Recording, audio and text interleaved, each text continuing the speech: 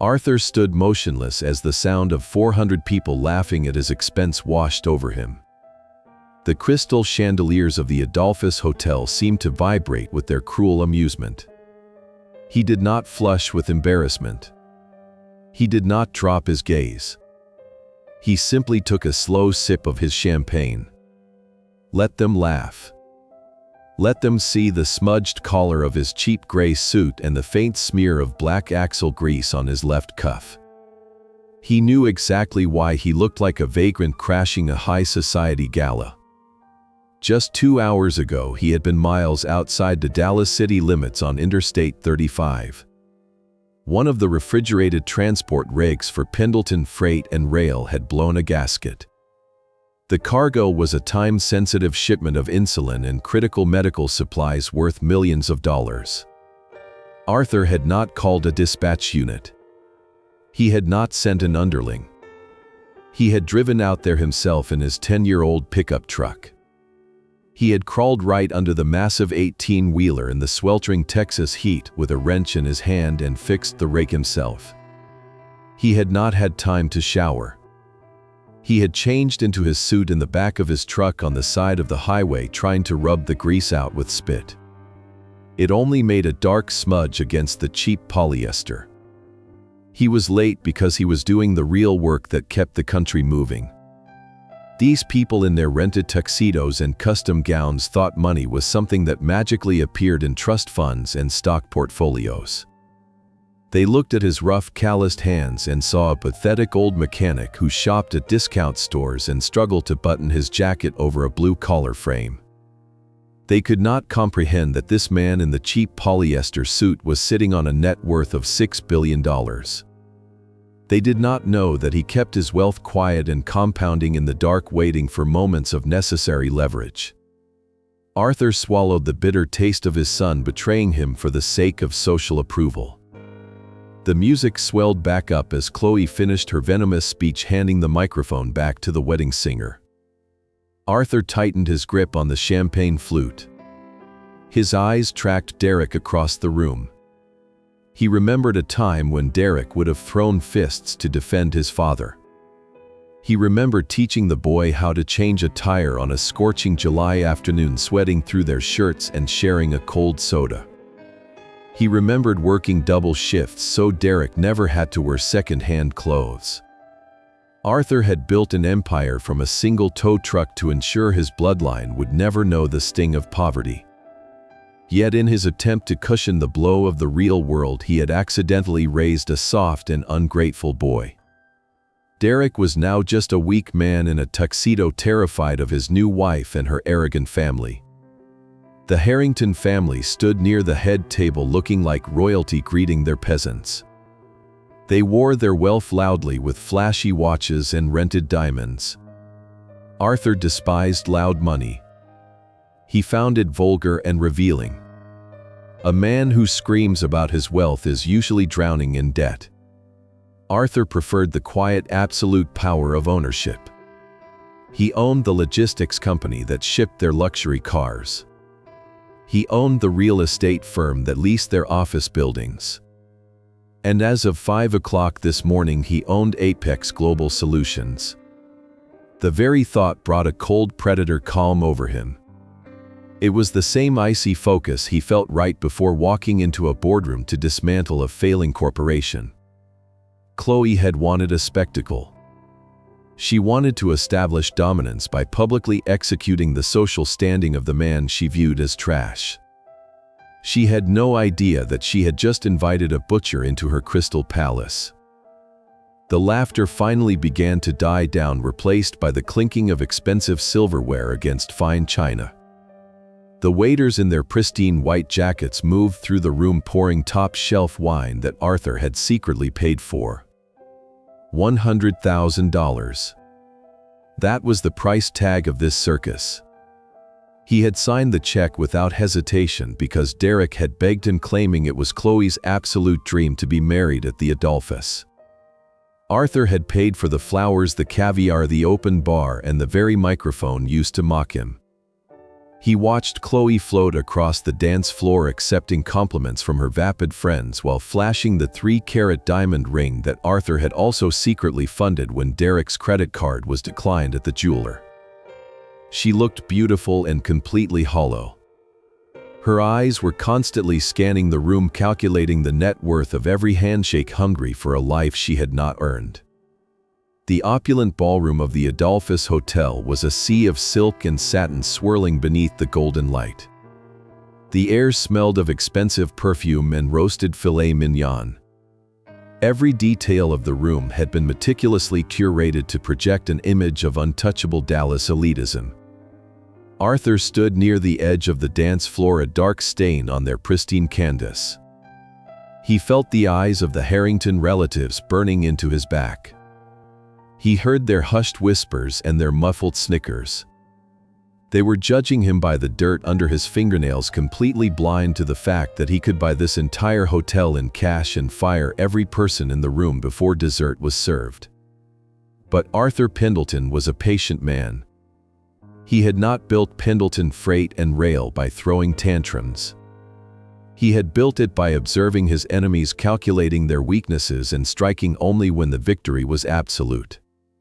Tonight was not about anger. It was about reconnaissance. He was watching his son shrink into the background, entirely consumed by vanity and fear. He was watching his new daughter-in-law revel in her petty cruelty. And he was watching her father, Preston Harrington, holding court near the bar, oblivious to the corporate guillotine hanging over his head. Arthur let the champagne slide down his throat. It tasted like victory. The battle lines had been drawn and the enemy had just handed him the map. He would let them enjoy their cake. He would let them dance and drink his liquor. Because by Monday morning they would all learn the terrifying difference between pretending to be rich and actually owning the world. The roaring laughter of the Dallas elite finally began to fracture, dissolving into nervous giggles and the delicate clinking of crystal before fading away entirely as the 12-piece jazz band struck up a lively, swinging tune. The 400 guests seamlessly returned to their animated conversations, their vicious gossip, and their exorbitant meals, effortlessly forgetting the cruel spectacle they had just enjoyed. Arthur remained anchored to his spot near the edge of the polished mahogany dance floor, the expensive champagne warming in his calloused grip. He did not retreat to the shadows to lick his wounds, nor did he storm out of the cavernous ballroom in a fiery fit of wounded pride. He simply waited.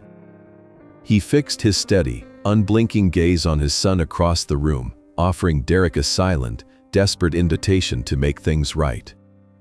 Arthur did not expect a public declaration or a microphone-wielding defense to challenge Chloe's venomous words. He only hoped for a subtle gesture. A discreet approach, a reassuring hand on the shoulder, or even a whispered apology would have been enough to acknowledge the profound disrespect that had just occurred. Across the sea of swirling silk and dark satin, Derek stood surrounded by Chloe's affluent cousins, his posture rigid and his smile painfully forced. Arthur watched as Derek's eyes nervously darted toward the edge of the dance floor, locking onto his father's steady gaze for a fraction of a second. In that fleeting, agonizing moment, Arthur saw the naked truth reflected in his son's pale face. It was not regret, nor was it sorrow. It was sheer, suffocating embarrassment. Instead of stepping away from the shallow crowd to address his father, Derek abruptly turned his back. He took 3 deliberate, hurried steps toward a massive, meticulously carved ice sculpture of a swan taking flight, suddenly pretending to be utterly captivated by the melting, translucent wings. He lifted his cocktail glass, gesturing vaguely to the carving as if discussing its artistic merit with the groomsmen. He purposefully kept his shoulders angled and his back turned so he would not have to look at the man who had given him everything. A heavy, suffocating silence settled over Arthur's heart, a quiet far more deafening than the raucous laughter that had previously filled the room. He slowly lowered his untouched champagne flute to a passing waiter's silver tray and slid his right hand into the inner breast pocket of his grease-smudged suit jacket. His rough, weathered fingers brushed against the thick, crisp edge of a sealed linen envelope resting directly over his heart. Inside that pristine envelope rested a cashier's check made out for exactly $500,000. It was not a loan, nor was it meant to be a flashy display of his closely guarded wealth. It was a wedding gift, a quiet, solid down payment intended for a beautiful starter home in a safe, quiet neighborhood where they would never have to worry about rent, mortgages, or greedy landlords. Arthur had envisioned handing it to Derek later that evening in a quiet, private moment away from the flashing cameras and the judging crowds. He had imagined it as a fatherly blessing, a financial shield to provide a secure, unshakable foundation for his new family. He had pictured the shock, the profound gratitude, and the tearful embrace that would surely follow. Now, feeling the expensive paper beneath his fingertips, the gesture felt incredibly foolish, a pathetic relic of a relationship that clearly no longer existed. Arthur's mind drifted back through the grueling decades, replaying the agonizingly long hours he had spent building Pendleton freight and rail from a single, rusted tow truck into a national logistics empire. He remembered the freezing Texas winters where his hands cracked and bled from wrestling with frozen engine blocks, and the blistering summer afternoons where the toxic diesel fumes burned his lungs. He had endured every ounce of that physical suffering with a singular, unwavering purpose. He wanted to ensure that his son would never have to know the bitter taste of poverty or the desperate, clawing anxiety of an unpaid bill. He had poured every ounce of his life force into insulating Derek from hardship, funding his elite private schooling, paying his exorbitant college tuition in full, and ultimately pulling strings to secure him a comfortable mid-level management position at a corporate subsidiary that Derek did not even know Arthur owned. Staring at the back of Derek's perfectly tailored tuxedo, Arthur realized the catastrophic flaw in his grand, protective design. By constantly shielding his son from the fire, he had completely failed to forge him into steel. He had created a soft, entitled man who loved the comfort of the shade but had absolutely no respect for the sturdy tree that provided it. Derek was not just weak. He was entirely complicit in his own moral decay, perfectly willing to sacrifice his father's dignity on the altar of Chloe's relentless social ambitions. The boy who used to run into Arthur's arms after a long shift, uncaring of the motor oil and grime ruining his clothes, was dead. He had been buried alive under layers of unearned privilege, entitlement, and cowardice. Arthur slowly withdrew his hand from his pocket, leaving the crisp envelope resting heavily against his chest. The lingering, desperate warmth he had felt for his only child slowly frosted over, replaced by the cold, calculating detachment of a billionaire who had just identified a critical, unrecoverable failure in his organization. The era of unconditional paternal subsidy was officially over. It was time for an audit. The crowd parted slightly as Preston Harrington made his way toward the edge of the dance floor, moving with the exaggerated, heavy swagger of a man who believed the world owed him a perpetual salute. He was a striking contrast to Arthur's weathered solidity, draped in a custom-tailored tuxedo that fit his frame with suffocating precision. The heavy scent of rare, aged bourbon preceded him, mingling with a sharp designer cologne that could not quite mask the sour undertone of nervous sweat. Preston held a crystal tumbler of amber liquid in one hand, his wrist heavily weighted down by a platinum luxury watch that caught the chandelier light with every arrogant gesture. He stopped inches from Arthur, invading his personal space with the deliberate aggression of a playground bully who knew the authorities were not watching. "Arthur, is it?" Preston slurred slightly, his voice booming over the smooth jazz playing in the background. He looked Arthur up and down, his lips curling into a sneer of pure, unfiltered disgust. "I have to admit, when Derek told us his father worked with his hands, I assumed he meant you owned a construction firm or maybe a contracting business. I didn't realize he meant you actually wallowed in the dirt for a living." Preston leaned in closer, theatrically sniffing the air near Arthur's shoulder.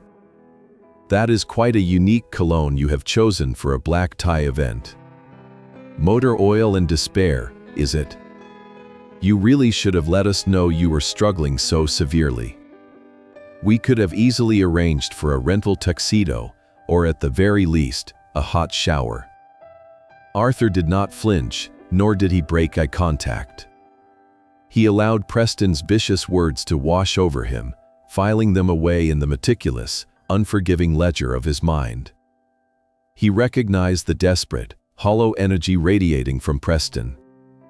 It was the distinct vibration of a man living entirely on credit, a man frantically attempting to project an illusion of absolute supremacy to hide the terrifying reality of his own precarious existence.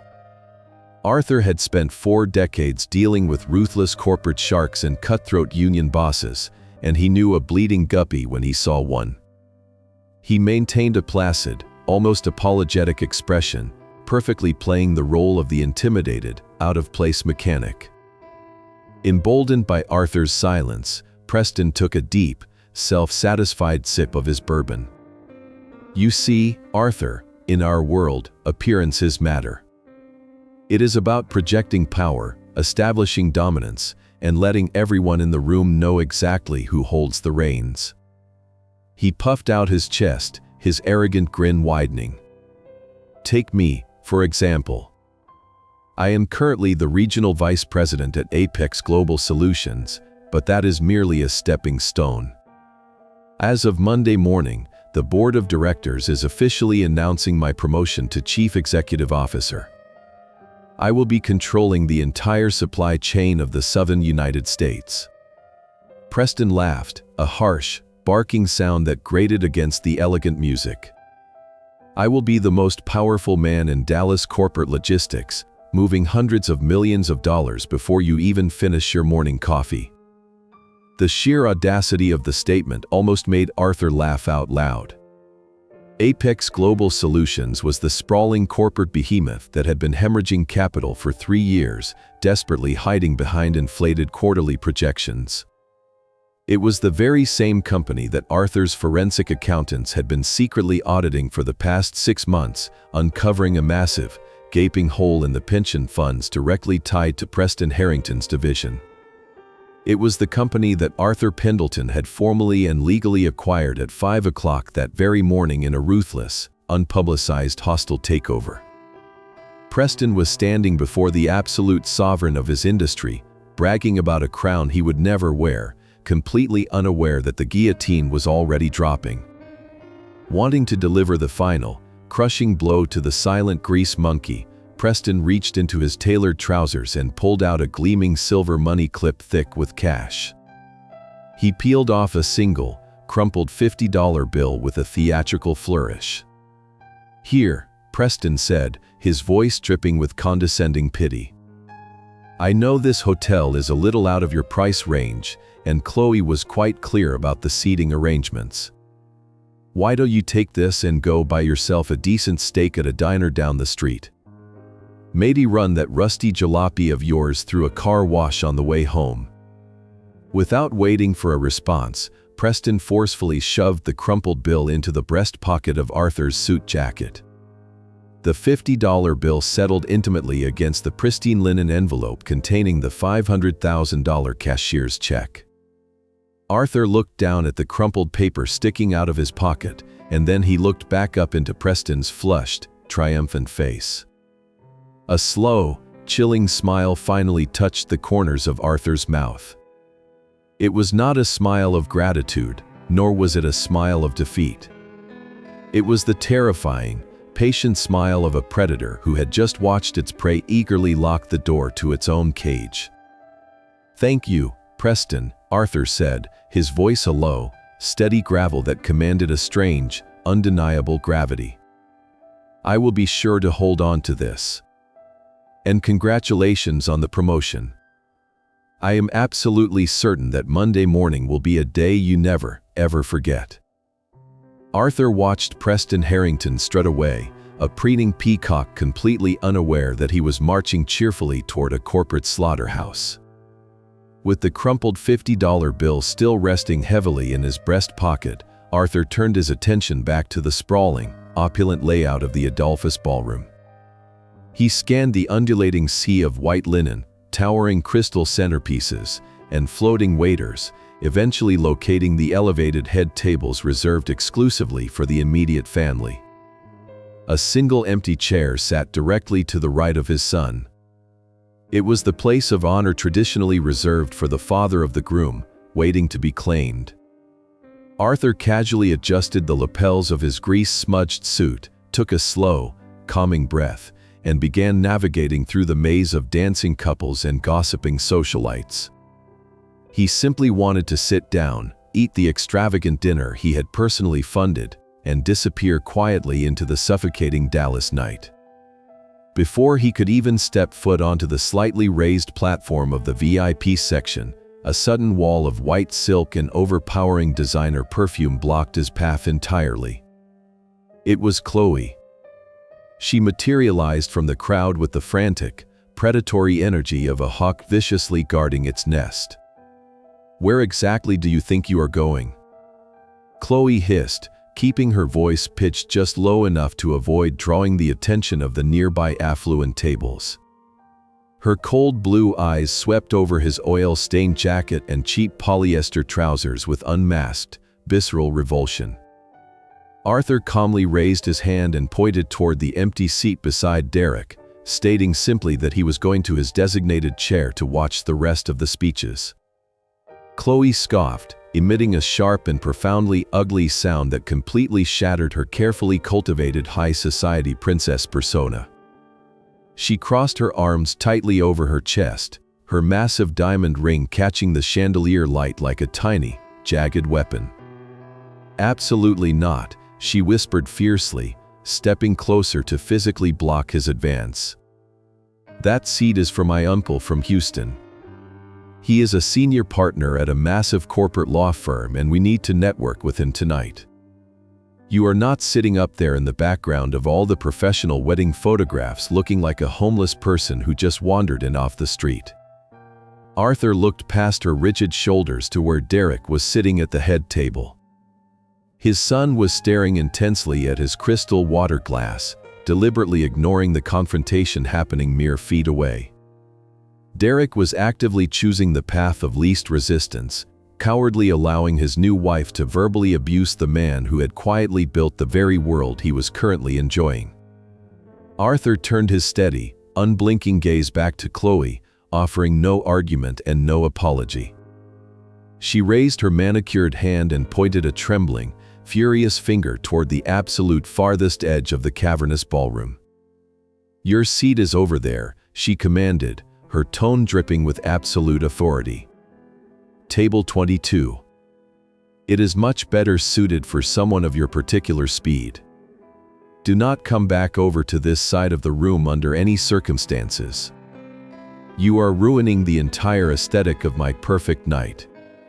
She spun on her heel and glided smoothly back to her throne, leaving Arthur standing entirely alone in the middle of the crowded aisle. Arthur did not argue, nor did he cause the embarrassing public scene she was so clearly terrified he would incite. He simply turned around and walked the long, humiliating distance to the back of the room. Table 22 was not just a bad seat. It was a calculated, deliberate insult designed to remind him of his perceived place in their hierarchy. It was violently shoved into a dark, unlit corner directly adjacent to the heavy wooden double doors that led into the main hotel kitchen. The table itself was slightly smaller than the rest, the wrinkled tablecloth completely lacking the elaborate floral centerpieces that adorned the Harrington family tables. Arthur pulled out his chair and sat down. It wobbled unevenly on the polished hardwood floor, a fitting metaphor for the entire evening. His dining companions consisted of the exhausted assistant to the wedding photographer, a bored teenage intern for the event planner, and two distant, awkward relatives who clearly had not made the prestigious social cut. They offered him polite, pitying nods before immediately returning to the glowing screens of their mobile phones. Every 3 minutes, the heavy wooden kitchen doors would swing violently open as a small army of frantic waiters rushed in and out carrying massive silver trays. With every opening, a thick blast of hot, oppressive steam washed directly over table 22. It smelled strongly of industrial dish soap, discarded food, and sweaty, relentless labor. It was the exact smell of the grueling, blue-collar world Arthur had conquered decades ago to ensure his son would never have to suffer. He sat quietly in the shadows, letting the hot, foul air wash over his face, and looked across the vast expanse of the ballroom. He watched the head table bathed in warm, golden spotlights. He watched Preston Harrington enthusiastically pouring premium wine into crystal glasses. He watched Chloe throwing her head back in practiced, hollow laughter. And he watched Derek, the boy he had sacrificed his youth to protect, smiling a cowardly, complacent smile. The betrayal was absolute, settling deep into Arthur's bones and freezing the last remaining reserves of his paternal warmth. He slid his calloused right hand deep into the inner breast pocket of his jacket. His rough fingertips briefly brushed against the crumpled $50 bill Preston had shoved there, and then they found the thick, pristine linen envelope. $500,000. It was a modern king's ransom, a massive accumulation of wealth meant to secure a legacy of comfort and stability for his bloodline. Slowly, purposefully, Arthur gripped the expensive paper. Without removing his hand from his pocket, he pinched the edges of the check tightly. With a sharp, deliberate motion, he tore the heavy paper completely in half. He did not stop there. He stacked the torn halves using only his fingertips and tore them again, his face remaining a completely unreadable mask of stoic calm. The thick paper offered a satisfying, physical resistance, serving as a tangible manifestation of the familial ties he was permanently severing. He tore the quarters into eighths. He tore the eighths into sixteenths. He worked methodically and silently in the dark shadows of the kitchen doors, reducing the massive fortune into a pile of worthless, jagged confetti.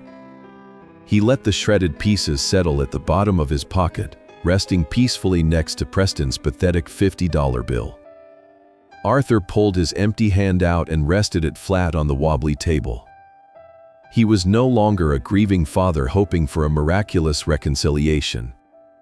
The man sitting in the dark at table 22 was the ruthless founder of Pendleton Freight and Rail, and he was finally ready to dismantle their glittering, fraudulent world brick by stolen brick. Arthur rose slowly from the wobbly confines of table 22, leaving the suffocating blasts of dishwater steam behind him. He did not look back at the golden, illuminated head table where his son sat in cowardly silence, nor did he cast a final glance at the glittering dance floor where Chloe paraded her unearned diamonds. The shredded remains of the $500,000 cashier's check rested like heavy ashes in his breast pocket alongside Preston Harrington's insulting $50 bill, a tangible reminder of the familial bridge he had just permanently burned. He slipped quietly through the heavy mahogany doors, leaving the deafening jazz music and the roaring, hypocritical laughter of the Dallas high society completely behind him. The expansive lobby of the Adolphus Hotel offered a sharp, immediate contrast, greeting him with cool, pristine marble floors and the hushed, reverent silence of genuine luxury. He was not retreating to his rusty pickup truck to lick his wounds in defeat, because Arthur Pendleton did not flee from battles he had already won. He was simply shifting the theater of war from the emotional realm to the financial one, stepping out of the shadows to systematically dismantle the glittering illusion his son's new family so desperately clung to. Navigating the labyrinth of velvet ropes and towering floral arrangements, Arthur methodically searched for the architect of this lavish spectacle. He soon spotted the frantic event coordinator standing near a cluster of velvet armchairs, her perfectly manicured fingers flying across the glowing screen of a silver tablet while she barked rapid-fire instructions into a discreet earpiece. She was a sharply dressed woman projecting an aura of stressed authority, tasked with maintaining the flawless aesthetic of a $100,000 platinum wedding package. As Arthur approached her, the loud, unmistakable squeak of his cheap rubber-soled shoes against the polished marble announced his arrival. The coordinator paused her frantic swiping and looked up, her practiced, customer service smile instantly faltering as her eyes scanned his oil-smudged lapels and his poorly fitted, inexpensive polyester trousers. She visibly recoiled, her posture stiffening as she mentally categorized him not as a wealthy patron, but as a lost custodian or a confused delivery driver who had accidentally wandered far beyond the service elevators.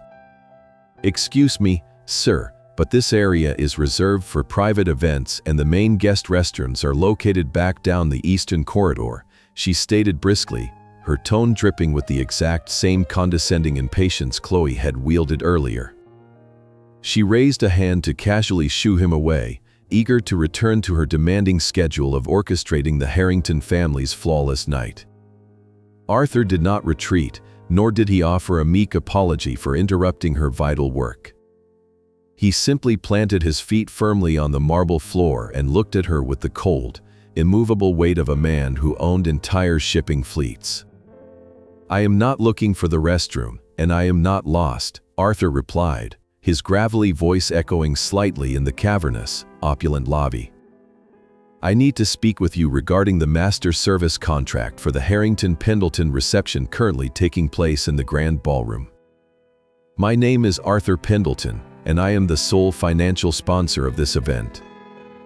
The coordinator blinked rapidly, a flicker of profound confusion crossing her sharp features as her brain struggled to reconcile the prestigious name on her digital ledger with the grease-stained mechanic standing before her.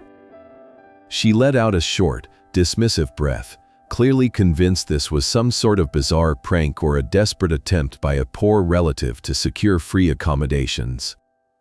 "Sir, the primary contacts for the aesthetic and structural decisions are Chloe and Preston Harrington, and a billing is handled through a private corporate account," she explained, her voice hardening with absolute finality.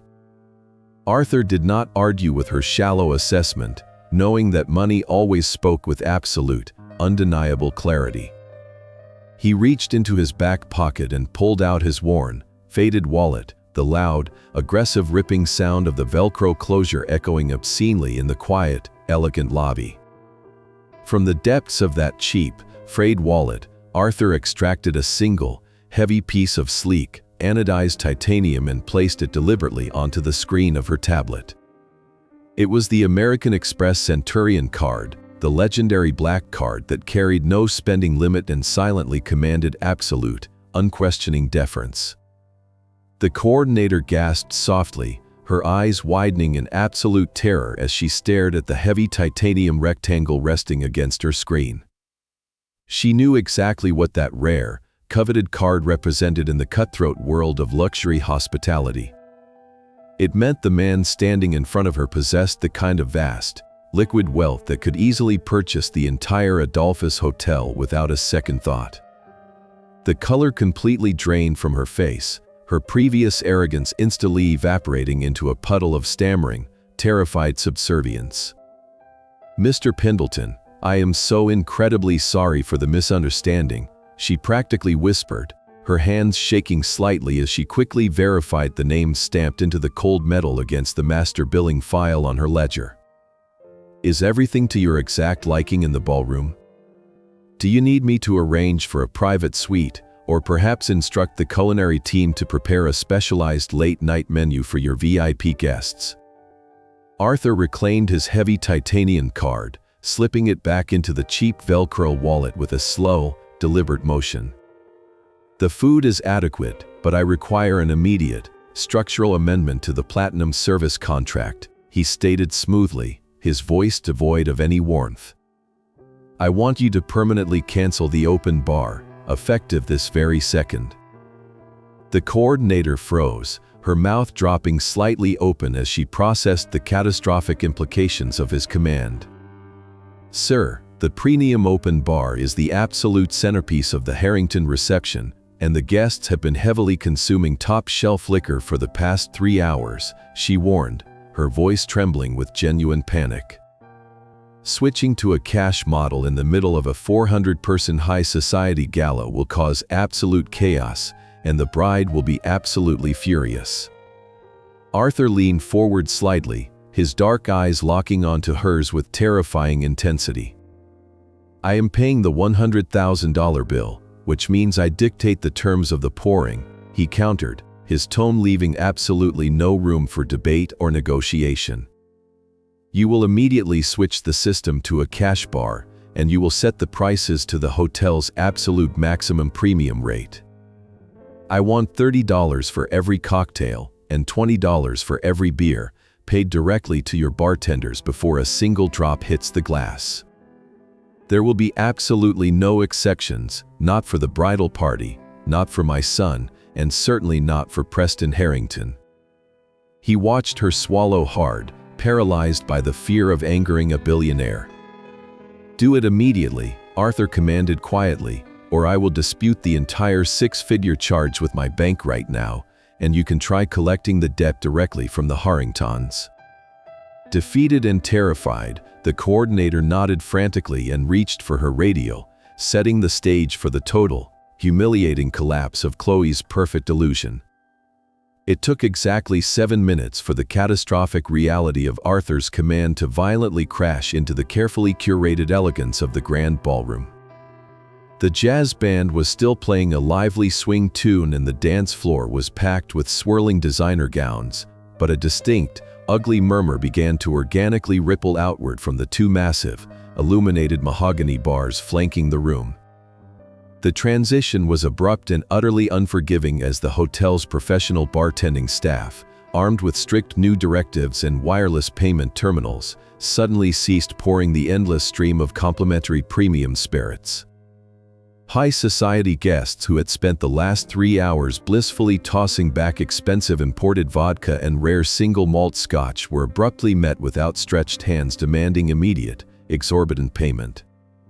Confused, offended murmurs quickly escalated into outraged gasps as the Dallas elite were forced to endure the ultimate, humiliating indignity of opening their designer purses and tailored wallets to physically pay for their own intoxication. The intoxicating illusion of boundless, effortless wealth that Chloe had so desperately manufactured was instantly shattered by the cold, harsh reality of $30 cocktails and $20 domestic beers.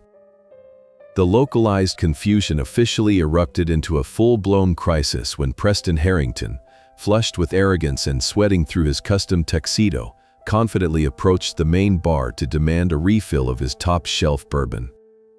He aggressively slammed his empty crystal tumbler onto the polished wood, snapping his fingers impatiently at a young, terrified bartender.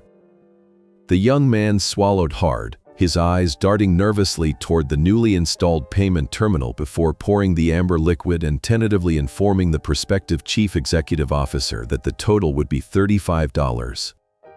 Preston froze, a harsh, mocking laugh erupting from his throat as he loudly demanded to know if the bartender possessed any functional understanding of who he was speaking to. He pounded his fist on the bar, roaring that he was the father of the bride and the supreme host of the lavish event, only to be met with the bartender's quiet, devastating correction.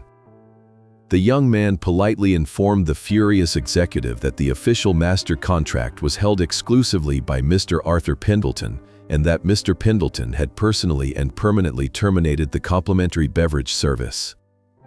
The whispering instantly intensified, spreading like a venomous wildfire through the crowd as the affluent guests realized the broke, humiliated mechanic had just aggressively cut off their lifeline. Chloe was holding court near the towering wedding cake when her panicked maid of honor frantically whispered the disastrous news into her ear. The brilliant, practiced smile instantly vanished from Chloe's face, replaced by a mask of pure, unadulterated horror as she looked toward the bar and witnessed a growing, agitated line of her prestigious guests begrudgingly pulling out their platinum credit cards. Her perfect, $100,000 aesthetic was rapidly dissolving into a cheap, humiliating cash grab, exposing her family's actual financial impotence to the most judgmental social circle in the entire state of Texas. Gathering fistfuls of her $20,000 Vera Wang gown, Chloe abandoned her adoring audience and stormed furiously out of the ballroom, her heels clicking aggressively against the marble floor as she hunted for the man responsible for the sabotage. Derek scrambled helplessly in her wake, his face pale and shining with panicked sweat as he chased after his enraged bride, desperately pleading with her to lower her voice and avoid making a public spectacle. They found Arthur standing calmly near the towering front doors of the hotel lobby, his hands resting comfortably in the pockets of his grease-stained polyester trousers. He was not hiding, nor was he fleeing. He was simply waiting to observe the inevitable fallout of his tactical strike. Chloe completely abandoned any remaining pretense of high society grace, closing the distance between them with terrifying speed and stopping mere inches from his face. She hissed at him with venomous fury, her voice trembling with absolute rage as she demanded to know what kind of sick, twisted game he was playing by embarrassing her in front of the most important people in Dallas. She accused him of deliberately trying to ruin her immaculate wedding simply because he was a bitter, jealous old man who could not stand to see his son marry into a family of actual significance. Derek hovered nervously at her elbow, cowardly echoing her sentiments by whining that Arthur was completely out of line and frantically begging his father to march back to the event coordinator and reinstate the open bar before their social reputation was permanently destroyed. Arthur looked at the two of them, observing the sheer panic radiating from their wide eyes, and felt absolutely nothing but a cold, heavy finality. He did not raise his voice to match Chloe's hysterical shrieking, nor did he offer a single word of apology to his cowardly son. He simply looked at the expensive dress he had paid for, the flawless floral arrangements he had funded, and the opulent hotel lobby that currently served as his personal battleground. He calmly informed Chloe that he was not ruining anything, but rather enacting a much-needed structural adjustment to the evening's extravagant budget. He leaned in slightly, his dark eyes locking onto hers, and quietly reminded her that stinking old grease monkeys were notoriously frugal, and that if she desired a bottomless well of premium champagne, she should probably ask her incredibly successful father to open his own wallet. Ignoring Derek's pathetic, stuttering protests, Arthur turned his back on the crumbling ruins of their false empire. He pushed through the heavy revolving glass doors and stepped out into the sweltering, oppressive heat of the Texas night, leaving them completely paralyzed by the terrifying realization that the man they had just thrown away was the only thing holding their entire world together. The heavy glass doors of the Adolphus Hotel swung shut behind Arthur, instantly cutting off the frantic, manufactured panic of the grand ballroom. He stepped out into the thick, sweltering Dallas night, the oppressive Texas heat wrapping around him like a heavy wool blanket. The air smelled of hot asphalt and city exhaust, a stark and grounding contrast to the suffocating designer perfumes and roasted meats he had just left behind. He did not wait for the valet service, preferring the quiet anonymity of the self-part concrete structure located directly across the avenue. Arthur walked with a steady, unhurried pace, the rhythmic squeak of his cheap shoes echoing slightly against the concrete walls as he ascended to the third level of the parking garage. His vehicle, a battered 10-year-old pickup truck covered in a fine layer of highway dust, sat alone in a dark corner. It was a rugged, honest machine that had logged hundreds of thousands of miles, a far cry from the least luxury sedans filling the lower premium tiers. Arthur reached for the rusted door handle, ready to return to the quiet sanctuary of his modest ranch house, when the heavy metal door of the stairwell suddenly burst open behind him. The violent clang of steel hitting concrete echoed sharply through the empty structure, followed immediately by the sound of heavy, frantic footsteps. Arthur did not flinch, nor did he turn around immediately. He recognized the heavy, labored breathing and the aggressive, erratic cadence of a man entirely unaccustomed to physical exertion. It was Preston Harrington. The prospective chief executive officer had practically sprinted up 3 flights of stairs in a blind, drunken rage, his custom tuxedo jacket now unbuttoned and his silk tie hanging completely askew. Preston marched across the oil-stained concrete, his patent leather shoes clicking furiously as he closed the distance between them. He stopped just a few feet away, his face flushed a deep, unhealthy crimson and his chest heaving as he gasped for the humid garage air. The smell of premium bourbon radiated from his pores, mixing unpleasantly with the sour stench of his terrified sweat. Preston pointed a trembling finger directly at Arthur's chest, his voice echoing loudly in the cavernous, empty space as he demanded to know if the mechanic thought this was some kind of amusing joke. He screamed that Arthur had humiliated him in front of his most vital corporate investors and high society partners, completely destroying the aesthetic perfection of his daughter's wedding by cutting off the liquor supply like a petty, vindictive tyrant. Arthur leaned casually against the dusty side panel of his pickup truck, crossing his arms over his chest. He observed the furious executive with the detached, clinical interest of a scientist studying a particularly aggressive insect. He had learned decades ago in the ruthless trenches of the logistics industry that silence was infinitely more destructive than screaming. If you allowed a foolish, arrogant man to speak long enough, he would inevitably hand you the exact weapons required to utterly destroy him. Infuriated by the lack of a terrified response, Preston took a threatening step forward, aggressively invading Arthur's personal space. He sneered that Arthur was nothing but a bitter, jealous old man who could not stand witnessing his betters enjoying a life of luxury and power. Preston then leaned in close, lowering his voice into a vicious, drunken growl, and swore that he would personally ensure Arthur paid dearly for this severe disrespect. He threatened to make a single phone call to his extensive network of corrupt Dallas zoning commissioners and brutal health inspectors. He vividly promised to have Arthur's pathetic little garage permanently condemned, burying him under a mountain of falsified environmental violations and devastating legal fees until he was begging for spare change on the street corner. The threat was so profoundly absurd that Arthur almost smiled. Preston Harrington was attempting to intimidate the sole owner of a $6 billion empire with the threat of local municipal fines. However, Arthur needed to keep the man talking, needing him to feel completely invincible. He feigned a subtle look of concern, remaining perfectly silent as Preston eagerly interpreted the lack of response as absolute submission. Bloated with a false sense of supreme victory, Preston puffed out his chest and continued his tirade, eager to remind the lowly mechanic of the massive power disparity between them. He loudly reminded Arthur that come Monday morning, he would be officially crowned the undisputed king of Apex Global Solutions.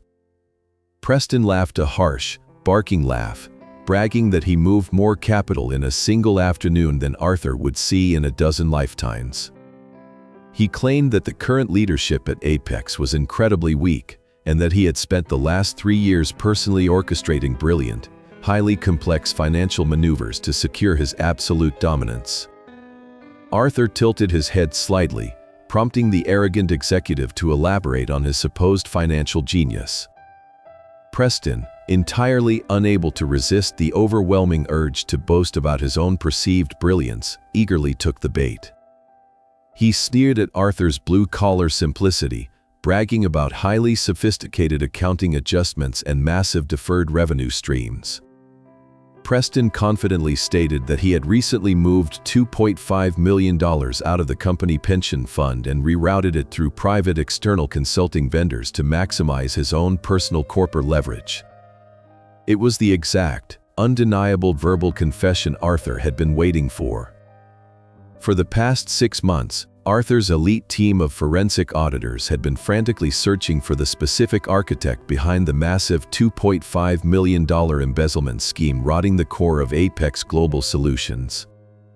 Now, the architect was standing in a sweaty tuxedo in a humid parking garage, loudly and proudly confessing his crimes to the man who currently owned the very company he had been robbing.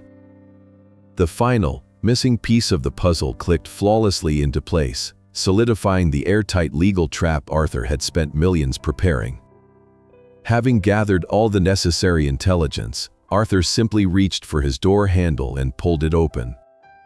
He looked at Preston Harrington, his eyes completely devoid of any emotion, and quietly stated that he sincerely hoped Monday morning would meet all of his grand expectations.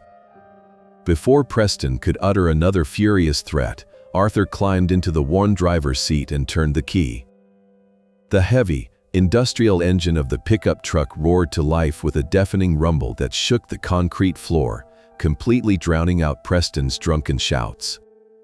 Arthur smoothly shifted into gear and pulled out of the parking space, leaving the furious, doomed executive coughing wildly in a thick cloud of diesel exhaust. He merged onto the empty Dallas streets, the crisp air conditioning washing over him as he prepared for the next phase of the slaughter. The drive from the glittering epicenter of downtown Dallas to the quiet suburbs took exactly 40 minutes. Arthur Pendleton pulled his dusty pickup truck into the narrow driveway of the modest brick ranch house he had called home for over 3 decades. It was a neighborhood where people mowed their own lawns and worked 40-hour weeks, a world entirely foreign to the elite currently panicking inside the Adolphus Hotel. Arthur unlocked the heavy front door and stepped into the familiar silence of his foyer. He walked directly to the kitchen sink, turned the faucet as hot as he could stand it, and scrubbed the remaining black axle grease from his hands. As the dark water swirled down the drain, he felt the last lingering threads of his paternal guilt washing away with it. He poured a glass of cold water and sat heavily at the scarred oak dining table. This was the exact table where he had taught Derek how to read, the table where they had shared quiet dinners after grueling shifts at the freight yard. Looking at the empty chair across from him, Arthur felt a hollow ache in his chest. He placed his cellular phone flat on the wooden surface and watched the glowing digital clock on the stove. He knew the exact moment the Harringtons would fully comprehend the financial catastrophe he had unleashed. Exactly at midnight, the stark silence of the ranch house was violently shattered. The phone on the table began to vibrate aggressively, illuminating the dark kitchen with the name of his son. Arthur let it ring 3 times, allowing the caller to marinate in their own anxiety before smoothly answering. He did not offer a greeting, knowing entirely well who was breathing heavily on the other end. It was not his cowardly son. The shrill, completely unhinged voice that erupted from the tiny speaker belonged entirely to Chloe. She was practically hyperventilating, her words slurring together in a toxic mixture of expensive champagne and visceral fury. She screamed that Arthur was a vindictive old bastard who had deliberately orchestrated the total destruction of her perfect night. The background noise filtering through the phone painted a vivid picture of absolute chaos, filled with the sounds of slamming car doors and Preston Harrington roaring obscenities in the distance. Chloe shrieked that they had been forced to aggressively max out 4 different premium credit cards just to cover the exorbitant bar tab he had maliciously dumped on their shoulders. She demanded to know if he comprehended the immense social humiliation he had caused them, crying that her prestigious friends had been forced to dig into their designer purses to pay for their own drinks. Arthur leaned back in his wooden chair, holding the phone slightly away from his ear to protect his hearing from her piercing shrieks. He remained perfectly still, a solid mountain refusing to be moved by a sudden storm. He calmly informed her that he was not responsible for her personal debts, quietly reminding her that if she desired to live like Dallas royalty, she should ensure her father possessed the actual liquid capital to fund the illusion. His icy, detached logic only poured gasoline onto the raging fire of her entitlement. Realizing that her usual tactics of social shaming and aggressive bullying were completely useless against a man who simply did not care about high society optics, Chloe abruptly shifted her strategy. If she could not intimidate him financially, she would aggressively target the only vulnerability he had left. Her frantic screaming suddenly dropped into a low, venomous hiss that carried far more concentrated malice than her loudest shrieks. She told him that he had made a catastrophic choice by prioritizing his petty pride over his own blood, and that he was now going to be forced to live out the rest of his pathetic life dealing with the devastating consequences of that choice. With a tone dripping in absolute cruelty, Chloe delivered the final blow designed to completely shatter his heart. She coldly announced that she was pregnant. She stated that she had originally planned to share the joyous news during the evening toasts, surrounded by the warmth of her wealthy family, but his selfish stunt had ruined the pristine moment forever. The word hung heavily in the quiet kitchen, temporarily paralyzing Arthur as the profound weight of a grandchild suddenly entered the battlefield. Before he could even process the monumental revelation, Chloe drove the knife in deeper, twisting it with expert precision. She viciously promised him that he would never be permitted to see the child, vowing that he would be an absolute ghost to his own flesh and blood. She declared that her baby would be raised in the pristine, affluent world of the Harrington family, completely shielded from the disgusting poverty of the Pendleton lineage. She explicitly promised that the child would carry her father's prestigious surname, and that if Arthur's name was ever mentioned, it would only be to serve as a cautionary tale about a worthless mechanic they never had to associate with. The profound pain of her words initially struck Arthur like a physical blow to the chest, but the agonizing sting evaporated almost instantly. It was swiftly replaced by a cold, terrifying clarity. They were attempting to weaponize an innocent life, using his future grandchild as a bargaining chip to extort his submission. Arthur closed his eyes, his breathing slowing to a steady, predatory rhythm as he realized the Harrington family had just made the most catastrophic miscalculation of their entire miserable lives. The muffled sound of a brief, frantic struggle echoed through the tiny speaker of the cellular phone as control of the conversation violently shifted. Arthur remained perfectly still in the quiet kitchen of his modest ranch house, the digital clock on the stove glowing brightly in the dark. He listened to the heavy, panicked breathing on the other end of the line, harboring a microscopic sliver of hope that his son might finally summon the courage to act like a man. Instead, Derek's voice filtered through the receiver, sounding incredibly weak, defensive, and entirely devoid of any genuine remorse. Derek did not open the dialogue with an apology for the horrific public humiliation his wife had orchestrated, nor did he express any concern for his father's emotional well-being. He immediately launched into a pathetic, frantic tirade, his tone whining and incredibly resentful as he desperately attempted to shift the entire burden of guilt onto Arthur's broad shoulders. Derek aggressively accused his father of deliberately causing a massive public scene, whining that Arthur simply did not know his place and lacked the basic social awareness required to exist in the sophisticated world of the Dallas elite.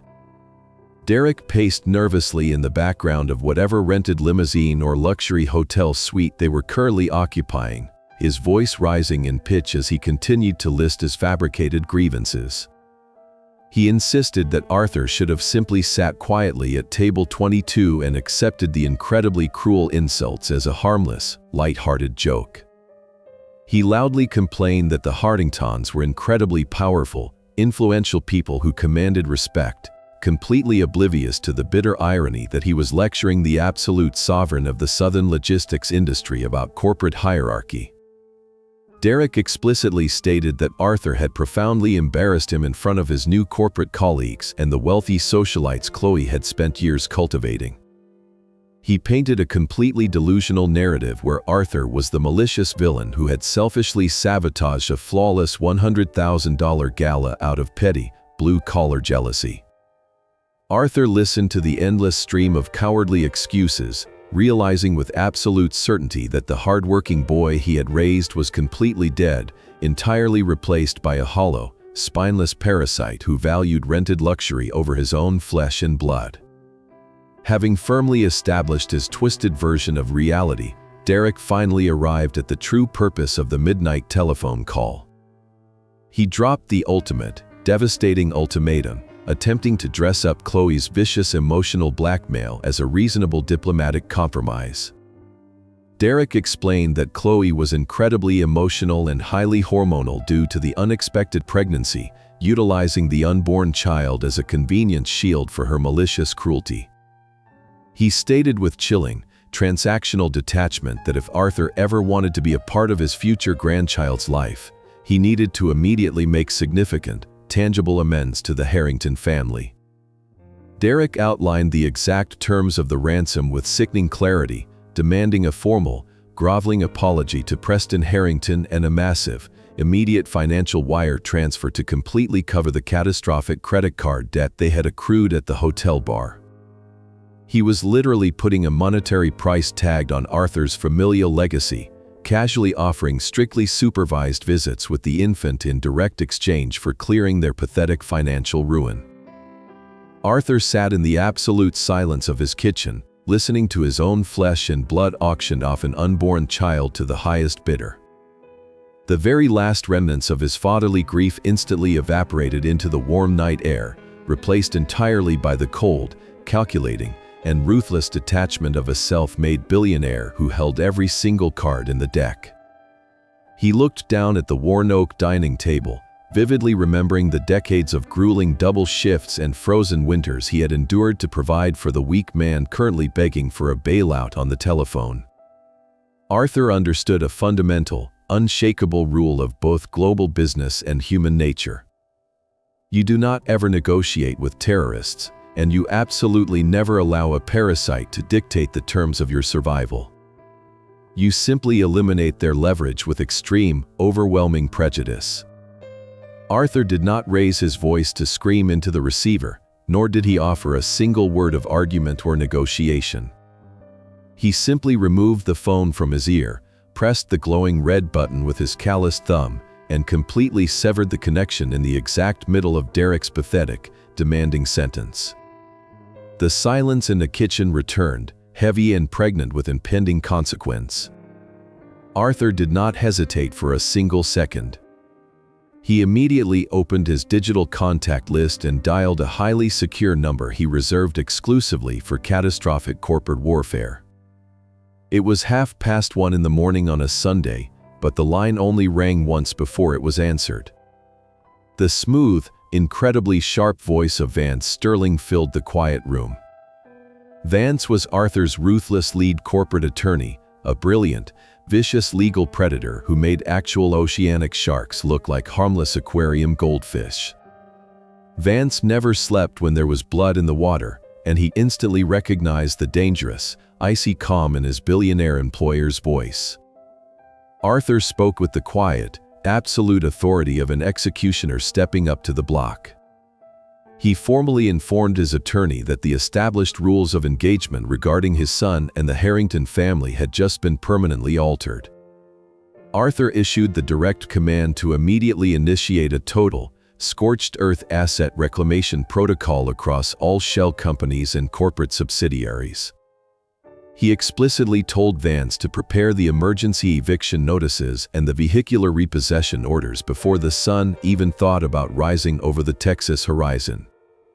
The financial slaughter of the Harrington and Pendleton facade was officially scheduled, and Arthur was completely ready to watch their glittering empire burn to the ground. Arthur walked from his quiet kitchen to the small, heavily fortified home office located at the back of his modest ranch house.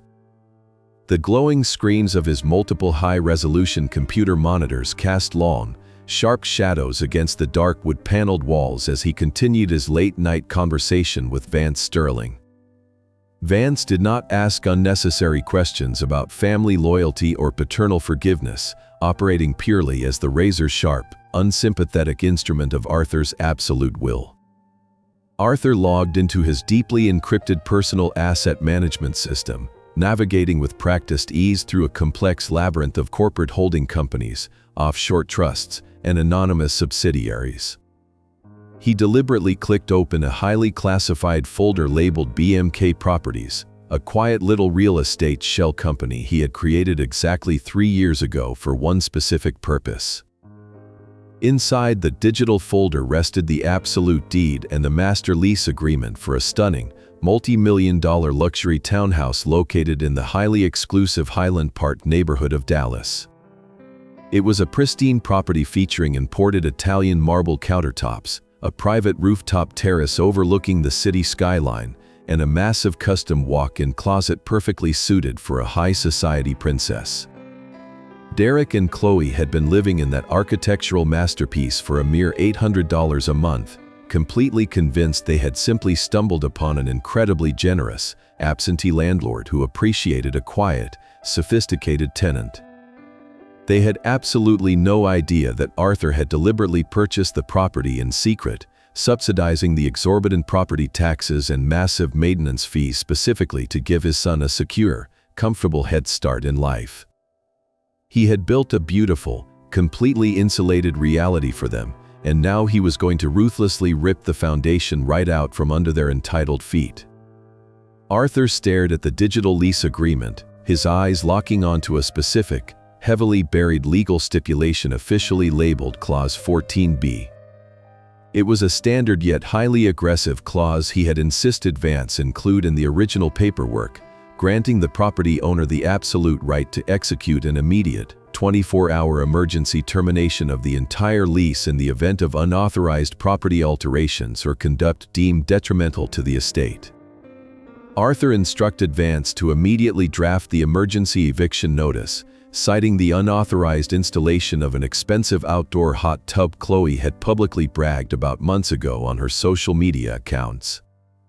He commanded his ruthless attorney to bypass the standard postal system entirely and dispatch a private, bonded legal courier to physically tape the bright orange eviction notice directly to the freshly painted front door of the townhouse before the sun even thought about rising. He wanted them to wake up to the absolute, terrifying certainty that they were suddenly and entirely homeless. With the residential blockade firmly established, Arthur immediately shifted his crosshairs to their secondary symbol of unearned social status. He opened another secure corporate file detailing the vast physical assets of a mid-level logistics subsidiary wholly owned by Pendleton Freight and Rail. Buried deep within the executive perks division of that specific subsidiary was the active commercial lease for a top-of-the-line, pearl-white Mercedes-Benz SUV. It was the exact luxury vehicle Chloe practically worshipped and shamelessly paraded around her elite country club. Derek had convinced his new bride it was a standard company vehicle provided by his generous employer, completely oblivious to the fact that his father's freight empire was quietly covering the $2,000 monthly payments. Arthur picked up his cellular phone again and bypassed Vance entirely, dialing the direct emergency line for his own heavy-duty commercial recovery and repossession division. He ordered the night dispatcher to immediately send a heavy flatbed tow truck to the Adolphus Hotel, or wherever the vehicle's hidden GPS tracker indicated it was currently parked, and permanently repossess the Mercedes under the absolute authority of the parent corporation. The residential and vehicular assets were successfully neutralized, but Arthur knew from decades of cutthroat corporate warfare that true financial suffocation required permanently cutting off the primary oxygen supply. For the past 5 years, a quiet, automated bank transfer of $6,000 had miraculously appeared in Derek's personal checking account on the first of every single month. Derek had been proudly told it was the structured, untaxable payout from a childhood insurance settlement regarding a minor car accident, allowing him to feel independently wealthy without ever suspecting it was an ongoing, massive allowance from his blue-collar father. Arthur accessed his private banking portal, navigated to the automated transfer schedule, and permanently deleted the recurring transaction with a single keystroke. He effectively severed the invisible financial umbilical cord that had been keeping his son's arrogant, highly inflated lifestyle afloat, ensuring that their rapidly accumulating credit card debt would utterly crush them. It was now past 3 in the morning, and the total financial blockade was fully armed and operational. Arthur closed his laptop, the sudden darkness of the home office perfectly matching the cold, absolute emptiness in his chest. He had systematically dismantled every single comfort, luxury, and safety net his son possessed, transforming the young man from a wealthy Dallas elite into an unemployed, desperate dependent in a matter of hours. Arthur walked back to the kitchen and began brewing a fresh, incredibly strong pot of black coffee. He did not feel tired, nor did he feel the slightest agonizing pang of regret or paternal sorrow. The Harringtons had foolishly decided to threaten a billionaire with social exile, and Derek had cowardly chosen to auction off his own unborn child for the petty price of a bar tap.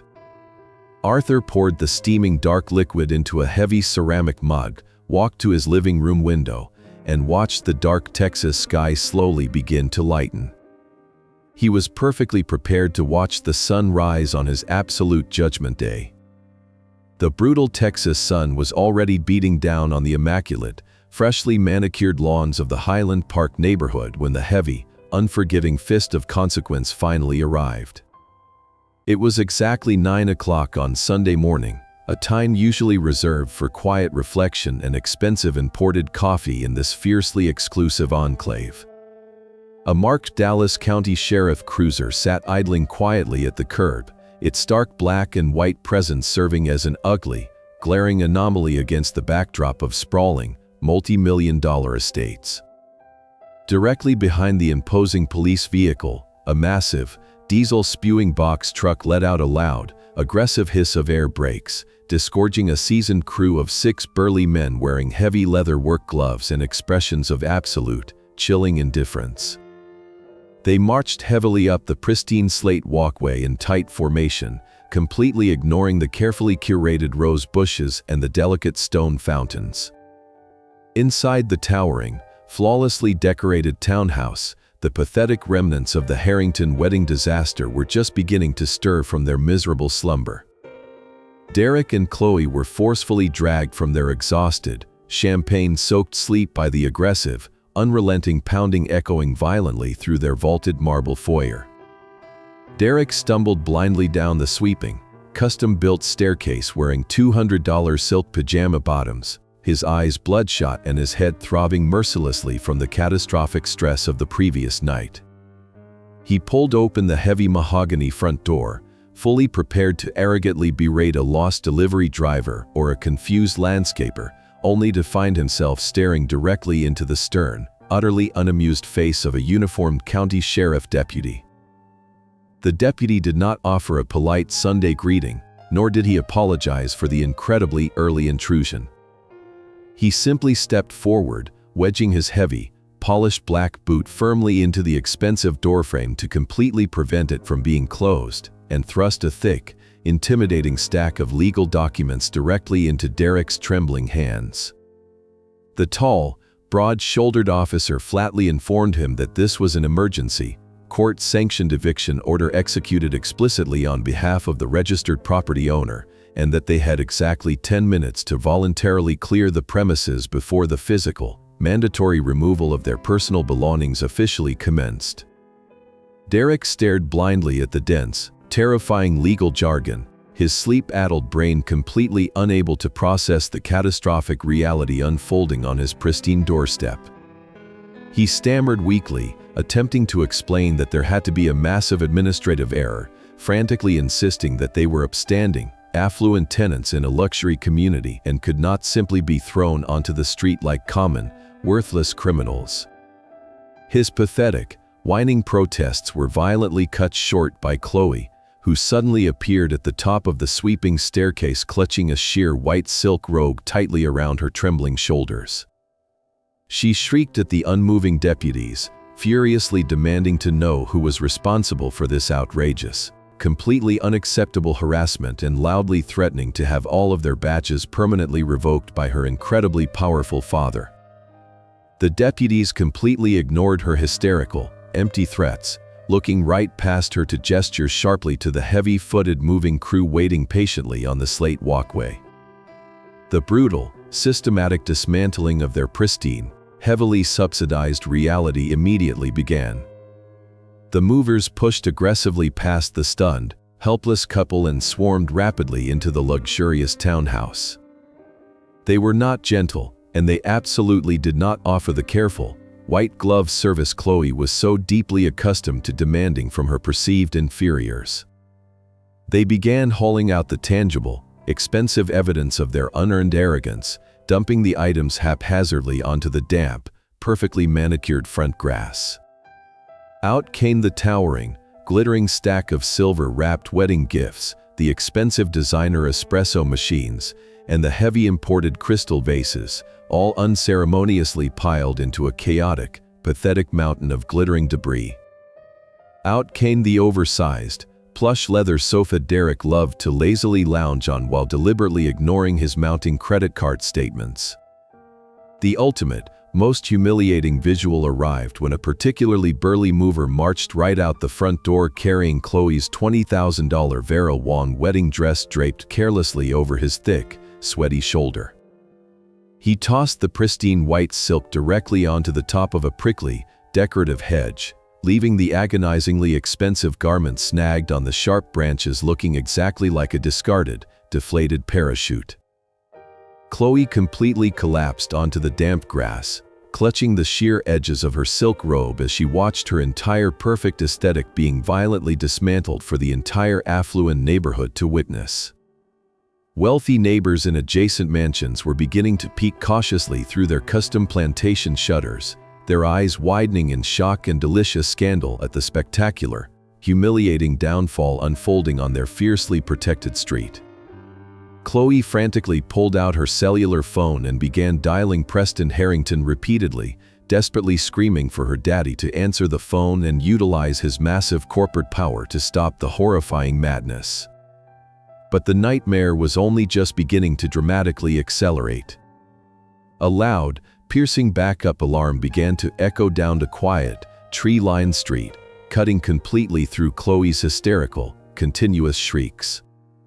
A heavy commercial flatbed tow truck, bearing the faded, industrial logo of a commercial logistics recovery subsidiary, aggressively backed its massive, rusted frame directly into the pristine, stamped concrete driveway. The driver, a rugged man who looked like he had been wrestling heavy steel cables his entire life, hopped out of the rumbling cab with a thick, heavy towing chain slung casually over his shoulder. He walked purposefully toward the gleaming, pearl-white Mercedes sports utility vehicle parked near the oversized garage, completely ignoring the frantic, sobbing woman screaming at him from the damp lawn. Chloe scrambled desperately to her bare feet, her toes slipping uselessly on the wet morning grass as she lunged toward the burly tow truck driver. She threw her body dramatically against the driver's side door of the luxury vehicle, hysterically claiming that the expensive car belonged exclusively to her and that her wealthy father paid the incredibly high lease. The towering sheriff deputy immediately intervened, stepping forward to gently but firmly peel her away from the expensive machinery and physically restraining her on the far edge of the concrete driveway. Chloe sobbed uncontrollably, her perfect cosmetic makeup running in dark, incredibly ugly streaks down her pale, terrified face as she was completely forced to watch the heavy, unforgiving steel hooks attached directly to the front axle of her beloved, unearned status symbol. The massive hydraulic winch whined incredibly loudly, slowly and relentlessly dragging the pristine white Mercedes up the steep incline of the metal flatbed. The luxury vehicle tilted sharply backward, looking entirely pathetic and completely helpless as it was violently stripped from her desperate possession. Derek simply sat down heavily on the cold concrete curb, burying his pale face deeply into his trembling hands, completely broken by the overwhelming, unstoppable force of the financial avalanche that had miraculously buried them under the bright, unforgiving morning sun. The chaotic symphony of the Highland Park eviction continued to echo violently down the pristine street, a chorus of heavy grunts from the moving crew mixing seamlessly with Chloe's relentless, hysterical sobbing. Derek remained frozen on the cold concrete curb, his bare feet resting precariously against the warming asphalt as he stared blankly at the massive pile of expensive, discarded designer furniture dominating their former front lawn. His mind spun in a dizzying, nauseating circle, completely unable to comprehend how their secure, affluent reality had disintegrated into absolute ruin in a matter of mere minutes. Desperate for any logical explanation or a potential lifeline, Derek slowly lifted his throbbing head from his trembling hands and began to scan the lengths of the immaculate, tree-lined avenue. His bloodshot eyes drifted past the idling sheriff cruiser and the massive box truck, finally locking onto a distinct, entirely out-of-place shape parked quietly in the deep shade of a sprawling live oak tree about half a block away. It was a battered, 10-year-old pickup truck with faded paint and rusted quarter panels, a rugged blue-collar machine that looked spectacularly offensive against the backdrop of multi-million-dollar estates. Derek felt a sudden, icy knot violently twist deep inside his stomach because he knew every single dent and scratch on that specific vehicle. Pushing himself up from the curb, Derek ignored the sharp sting of the asphalt biting into his bare soles and began walking slowly toward the idling truck like a man approaching his own executioner. He left his screaming wife completely behind, his entire focus narrowing onto the dark silhouette sitting motionless in the driver's seat. As he drew closer, the morning sun illuminated the cab, revealing Arthur Pendleton wearing a faded flannel work shirt and a battered baseball cap. Arthur was not gloating, nor was he furiously snapping photographs of their humiliating downfall to share with vengeful relatives. He was simply unscrewing the lid of a dented metal thermos, his rough, calloused hands moving with a practiced, steady calmness as he poured a steaming cup of pitch-black coffee. Derek reached the passenger side of the rusted truck, gripping the edge of the partially rolled-down window with white knuckles as he stared at his father in absolute, paralyzed disbelief. He looked down at the crumpled, brightly colored emergency eviction notice still clutched tightly in his left hand. His desperate eyes scanned the dense legal text, finally resting on the authorized signature block located at the very bottom of the page. The property was legally owned by a corporate shell company listed as BNK Properties, but the authorizing signature aggressively slashed across the dotted line belonged entirely to Arthur Pendleton. The horrifying, suffocating realization hit Derek with the devastating force of a runaway freight train. He had lived in that architectural masterpiece for 3 years, arrogantly signing the absurdly low $800 monthly rent checks without ever once bothering to question why a random luxury landlord would offer such an astronomical discount. He had simply assumed the universe was naturally generous to a man of his perceived status and superior intellect. Looking at the dark coffee resting in his father's steady hand, Derek finally understood that he had never actually possessed a single ounce of genuine independence. His entire adult life had been meticulously subsidized, protected, and artificially inflated by the very man his new wife had so viciously degraded the night before. Derek opened his mouth to speak, but his voice cracked, reduced to a pathetic, trembling whisper as he asked if his father truly owned the magnificent townhouse they had just been violently thrown out of. Arthur took a slow, deliberate sip of his bitter coffee, the dark liquid warming his chest, and calmly confirmed that he was indeed the sole proprietor of the real estate holding company. Tears of genuine terror finally welled in Derek's eyes as the towering walls of his arrogant delusion came crashing down around him. He gripped the truck door tighter, frantically begging his father to explain why he was doing something so incredibly cruel and vindictive to his own flesh and blood. He whined pathetically that they had absolutely nowhere to go, gesturing wildly back toward the mountain of expensive garbage on the lawn and reminding Arthur that Chloe was currently pregnant with his future grandchild. Arthur looked at his son, his expression remaining an impenetrable mask of cold, absolute detachment. He quietly explained that he was not executing an act of revenge, but simply terminating a highly toxic business arrangement that was no longer yielding a positive emotional return.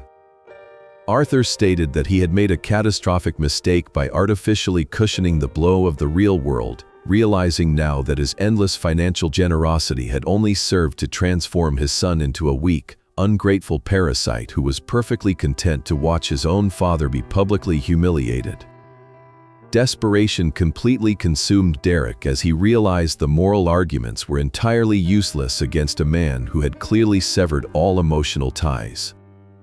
He immediately pivoted back to the only language he truly understood, frantically attempting to negotiate a temporary financial bridge loan to survive the immediate catastrophe. Derek pleaded with Arthur to just call off the sheriff deputies for a few days, promising that he would eagerly pay back every single cent of the accumulated back rent as soon as his massive monthly insurance settlement deposited into his checking account on Monday morning. Arthur slowly lowered his coffee cup, his dark eyes locking onto his son with a terrifying, predatory intensity. He calmly informed Derek that there was no magical insurance settlement, and that there had never actually been a childhood car accident payout safely waiting in a hidden trust fund. He explicitly revealed that the $6,000 magically appearing in Derek's account on the first of every single month for the past 5 years had been a direct, personal allowance from his father's blue-collar bank account. Arthur watched the remaining color completely drain from his son's face as he delivered the final, fatal blow, stating clearly that the automated transfer had been permanently canceled hours ago. Derek swayed heavily on his bare feet, his breath hitching in his chest as he processed the absolute totality of his financial annihilation. He had absolutely no savings, a mountain of maxed-out premium credit cards, a hysterical pregnant wife, and an arrogant father-in-law who was currently bankrupting himself to cover his own corporate crimes. Arthur reached forward and shifted the heavy transmission of the 10-year-old pickup truck into drive, the deep, throaty rumble of the engine vibrating through the steel door and into Derek's trembling hands. Arthur looked at his broken son one last time, advising him that if he truly wanted to be a respected man in this world, he needed to finally learn how to stand on his own 2 feet without his father constantly holding up the sky. Without waiting for another pathetic excuse or a desperate plea for mercy, Arthur pressed his worn boot against the accelerator. He rolled the window up smoothly and drove slowly away down the pristine, tree-lined avenue, leaving Derek standing completely barefoot on the hot asphalt, entirely alone amidst the shattered, expensive ruins of a life he had never actually earned. The quiet solitude of Sunday afternoon settled heavily over Arthur Pendleton's modest ranch house, but the atmosphere inside his fortified home office was electric with the silent hum of impending corporate warfare. He sat behind his heavy oak desk, methodically reviewing the dense legal dossiers Vance Sterling had meticulously compiled over the past 6 months. The trap was fully constructed, the financial snares had been violently sprung on his son, and now it was time to systematically herd the final, most arrogant target directly into the slaughterhouse. Earlier that morning, Arthur had explicitly instructed Vance to subtly leak a highly credible, anonymous rumor to several prominent financial blogs and internal corporate channels at Apex Global Solutions. The strategically planted whisper suggested that a massive, unannounced forensic audit was currently tearing through the regional divisions, rapidly freezing executive assets and hunting for catastrophic accounting discrepancies. Arthur knew that Preston Harrington, nursing a massive hangover and a mountain of freshly minted wedding debt, would inevitably wake up to find his stolen financial lifeline completely severed. Arthur simply poured himself another cup of dark coffee and waited for the inevitable sound of a desperate, drowning man reaching for a perceived piece of driftwood. The cellular phone resting on the polished oak surface began to vibrate aggressively just past 4 o'clock, the caller identification screen flashing a heavily restricted downtown Dallas number. Arthur let it ring 4 distinct times to maximize the psychological tension before smoothly lifting the receiver to his ear. The voice that erupted from the tiny speaker was completely stripped of the booming, bourbon-soaked arrogance that had commanded the hotel ballroom the night before. Preston Harrington sounded incredibly ragged, his breath coming in sharp, shallow gasps as if he had been physically sprinting through the humid Texas heat. He bypassed any standard greeting, launching immediately into a frantic, disjointed tirade about the absolute disaster that had unfolded on his pristine front lawn that very morning. Preston angrily complained that Derek and Chloe had unexpectedly arrived at his private estate in a state of hysterical panic, dragging a pathetic pile of garbage and demanding immediate shelter. However, Arthur could easily detect the underlying tremor in the executive's voice, immediately recognizing that the sudden arrival of his newly homeless daughter was the absolute least of his current, catastrophic problems. Preston abruptly abandoned the topic of their children, his tone shifting into a desperate, aggressive whisper as he pivoted to the actual purpose of the telephone call. He frantically explained that he was experiencing a highly frustrating, temporary crisis of liquidity, desperately attempting to dress up his absolute financial ruin with sophisticated corporate jargon. Preston blatantly lied, claiming that the Apex board of directors had temporarily frozen his massive investment portfolios and executive checking accounts in a mandatory blind trust as a standard procedural requirement for his impending promotion to chief executive officer. He insisted that he desperately needed an immediate, short-term bridge loan to cover a few unexpected logistical expenses until his massive new compensation package officially cleared on Tuesday morning. With a sickeningly arrogant assumption of absolute compliance, Preston aggressively demanded that Arthur act as the primary financial guarantor for a $300,000 high-interest personal loan, instructing the mechanic to leverage the deed to his supposedly worthless auto shop as collateral for the private lender. Arthur remained perfectly silent for a long, agonizing moment, allowing the sheer, unadulterated audacity of the demand to hang heavily in the digital space between them. When he finally spoke, his voice was a low, rumbling gravel that betrayed absolutely no emotion. He calmly asked Preston why a man who allegedly moved hundreds of millions of dollars before breakfast would ever need a stinking old grease monkey to co-sign a loan for him. The direct challenge instantly shattered Preston's fragile, manufactured composure, entirely replacing his pathetic pleading with a vicious, cornered rage. Preston abandoned the polite corporate fiction and resorted to raw, unadulterated extortion, his voice dropping into a malicious, threatening sneer. He viciously promised that if Arthur refused to sign the guarantor paperwork, he would personally make a few discreet phone calls to his extensive network of corrupt Dallas zoning commissioners and brutal environmental regulators. Preston swore he would have Arthur's pathetic little garage immediately condemned, burying the old man under a mountain of falsified violations and devastating fines until the bank foreclosed on the property and left him rotting on the street. The threat was incredibly pathetic, but it provided Arthur with the exact psychological leverage he required to manipulate the arrogant executive into the final trap. Playing the long, meticulous game of a seasoned predator, Arthur intentionally let his breath hitch, injecting a perfectly calculated tremor of genuine fear into his measured response. He pleaded weakly with Preston, his voice sounding small and defeated as he desperately begged the powerful executive not to touch his modest auto shop. Arthur fabricated a desperate narrative, claiming that the garage was his entire life savings, his only source of income, and his sole retirement plan. The flawless, pathetic performance completely satisfied Preston's desperate need for supreme dominance, filling the panicked executive with a sudden, intoxicating rush of false victory. Believing he had successfully crushed the defiant mechanic under his expensive Italian shoe, Preston's voice regained a fraction of its former, sickening swagger. He confidently dictated the absolute terms of Arthur's surrender, ordering him to wear a decent suit and present himself at the towering glass and steel headquarters of Apex Global Solutions on Monday morning. Preston explicitly demanded that Arthur arrive at the 50th floor executive boardroom at exactly 8:45, fully intending to humiliate the broken mechanic in his own corporate domain right before the board convened. Arthur offered a meek, trembling agreement, quietly confirming his attendance before Preston abruptly terminated the call. Arthur lowered the phone, a cold, terrifying smile finally spreading across his weathered face as he turned to look at the $7,000 bespoke Italian suit hanging carefully in his closet, perfectly prepared to show Preston Harrington what a real butcher looked like. The biting Monday morning sun reflected blindingly off the towering glass and steel monolith of the Apex Global Solutions headquarters in the heart of downtown Dallas.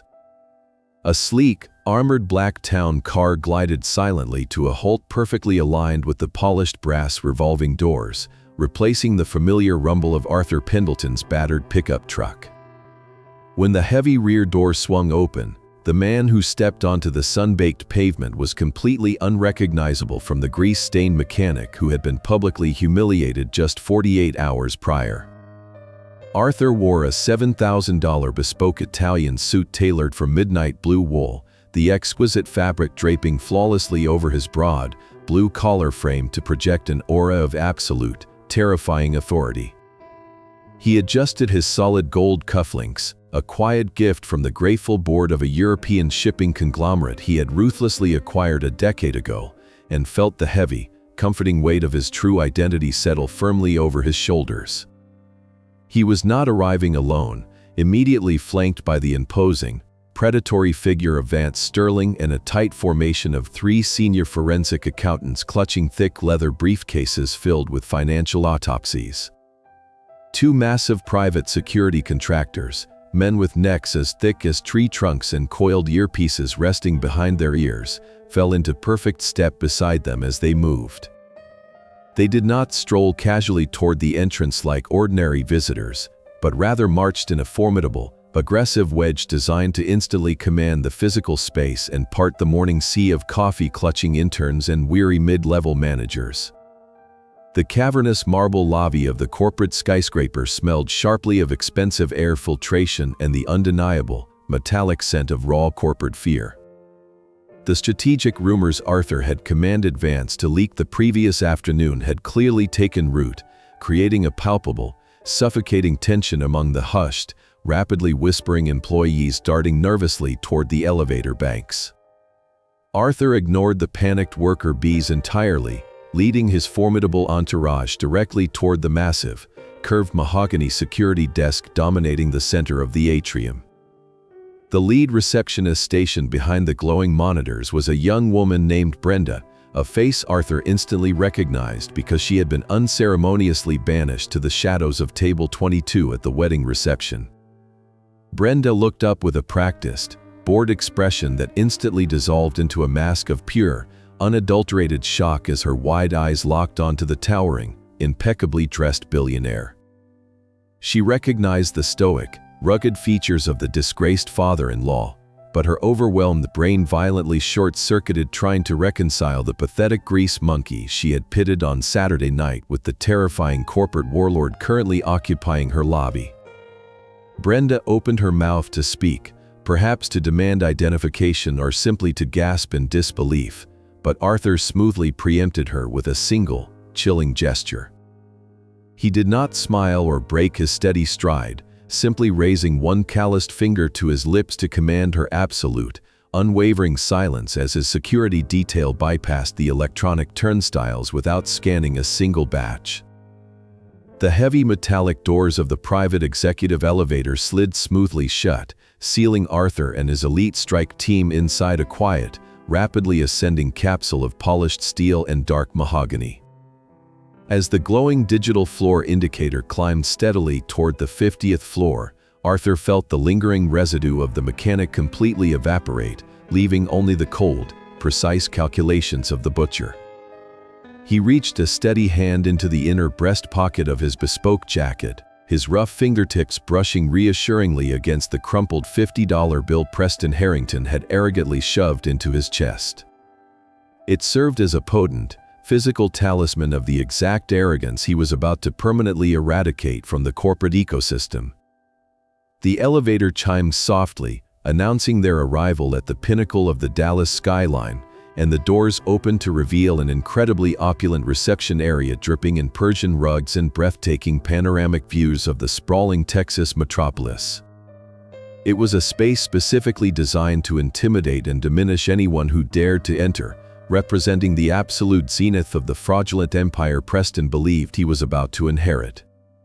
Preston Harrington was already occupying the luxurious suite, pacing frantically back and forth across the expensive woven rugs while shouting aggressively into a sleek cellular phone. The prospective chief executive officer looked utterly atrocious, wearing a deeply wrinkled gray suit and sweating profusely despite the aggressively chilled air conditioning blasting from the ceiling vents. His skin held a sickly, grayish pallor, and his bloodshot eyes darted wildly around the room like a trapped, desperate rodent finally sensing the tightening jaws of a trap. Preston violently snapped his phone shut when he heard the elevator chime, spinning around on his expensive leather heels to face the arrivals.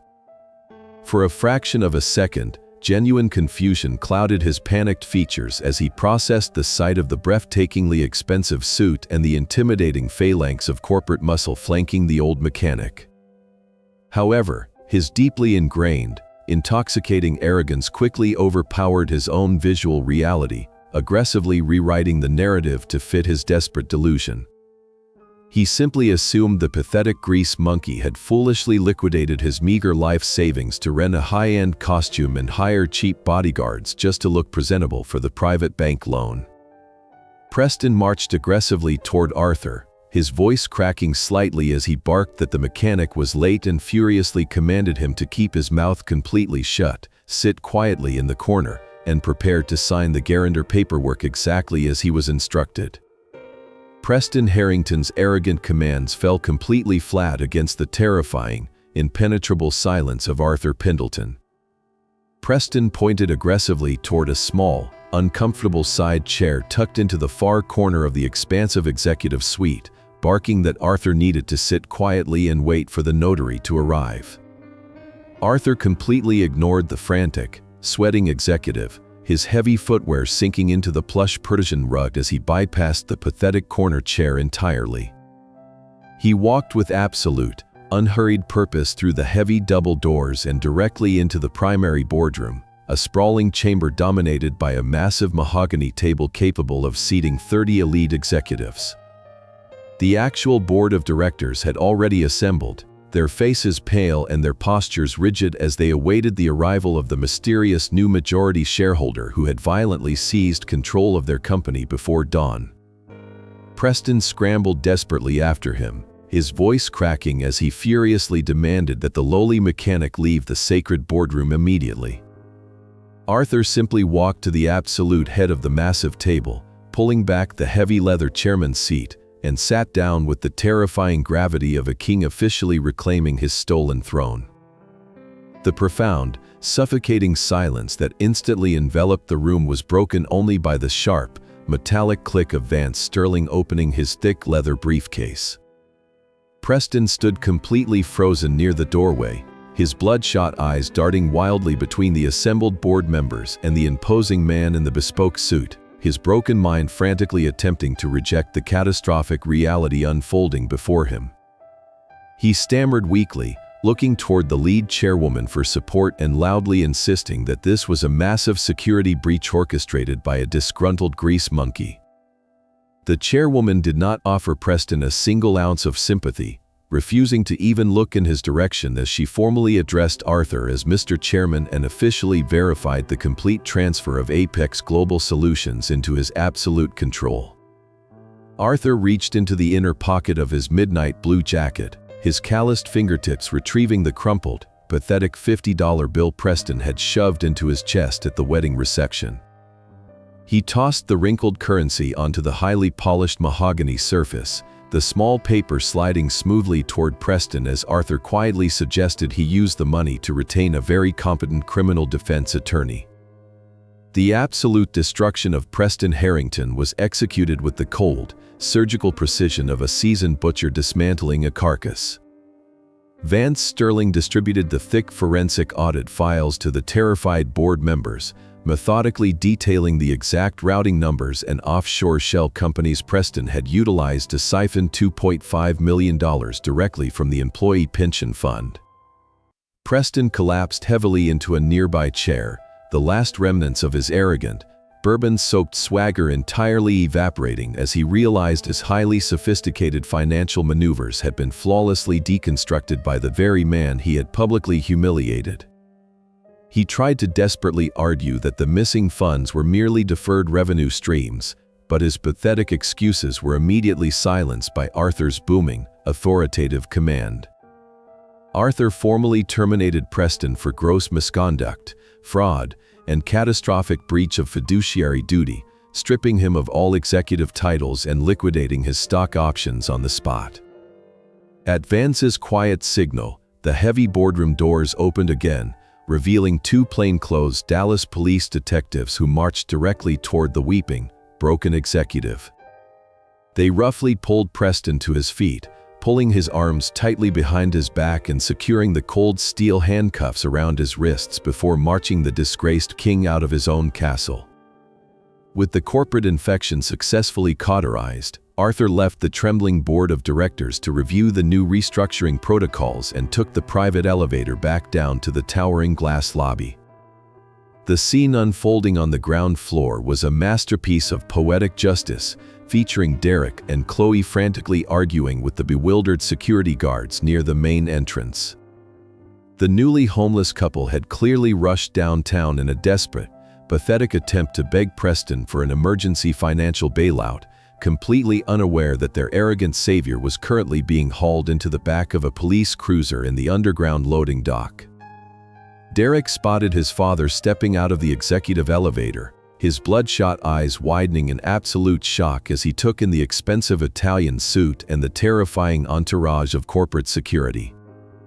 Derek broke away from his hysterical wife and rushed toward Arthur, dropping all pretense of pride as he begged for forgiveness, a temporary loan, and the immediate protection of his comfortable management job.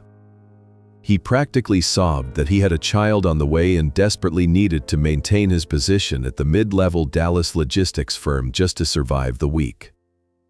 Arthur looked down at his trembling, pathetic son, feeling absolutely no remaining strings of paternal obligation tying him to the hollow man standing on the marble floor. He coldly informed Derek that the mid-level logistics firm he was so incredibly proud of was actually a wholly owned subsidiary of Pendleton Freight and Rail, a company Arthur had purchased 4 years ago specifically to provide his ungrateful son with an unearned, overpaid position. Arthur gestured to Vance, who seamlessly produced a single, crisp white envelope containing an immediate, irrevocable termination notice. Arthur pressed the envelope flat against Derek's chest, formally firing his own son and entirely severing the final, invisible financial umbilical cord that had been keeping the arrogant boy afloat. He advised Derek that if he truly wanted to learn how to be a man and support his future child, he should start by finding a job that required getting his hands dirty. Arthur turned his back on the weeping couple, pushing through the heavy revolving doors and stepping out into the bright, unforgiving Texas sunlight. He walked away from the ashes of their fraudulent empire without a single glance backward, his mind already shifting entirely toward the massive industrial warehouse he had just purchased on the south side of the city, where the Pendleton Free Trade School would finally begin teaching honest men how to build the world instead of stealing it.